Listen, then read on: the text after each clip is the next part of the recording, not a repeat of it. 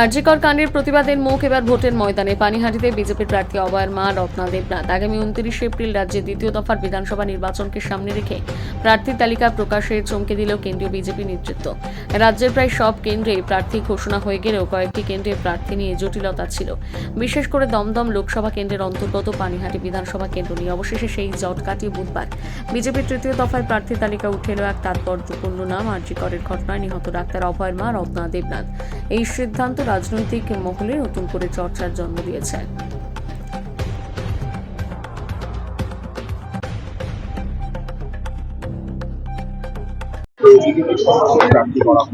আমি যেদিন অভয়া বাড়িতে গিয়েছিলাম সেদিন কি বুঝতে পারছিলেন নাকি অভয়া মা প্রার্থী হবে?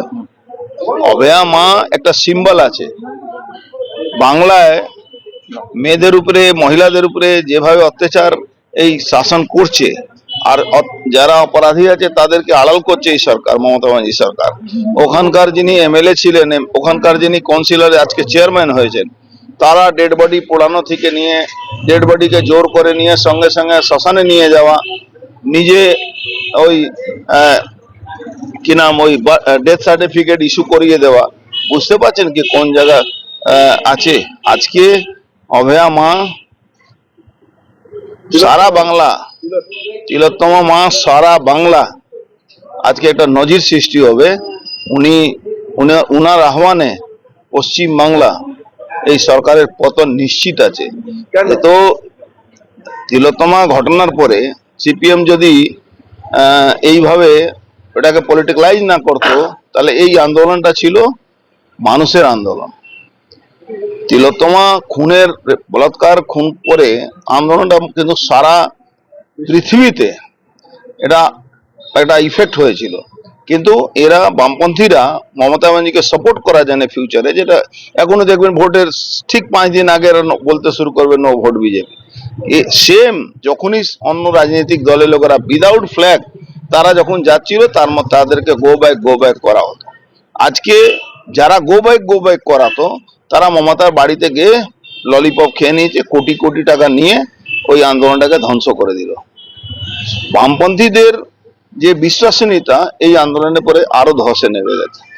বামপন্থী, অতি বামপন্থী সারা পৃথিবী থেকে দেখুন, সারা পৃথিবীতে এই বামপন্থীদের আর কোনো জায়গা নেই।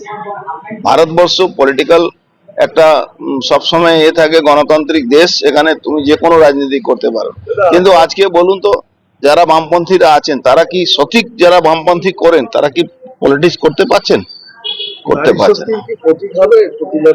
100%। নারী শক্তি, নারী উপরে যে অত্যাচার, তার প্রতিবাদ, তার জন্যে যে লড়াই, তার প্রতীক উনি হবে তিলোত্তমার মা।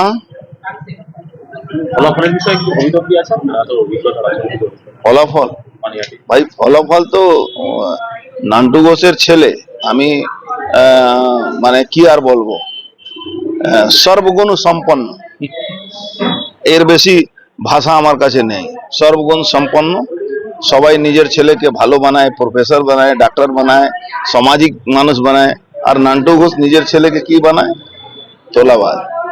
আজকে তোলাবাজকে মার্কেটে নেবে, তার বউ নিজে ওই চাকরি চুরি কেসে একজন আসামি।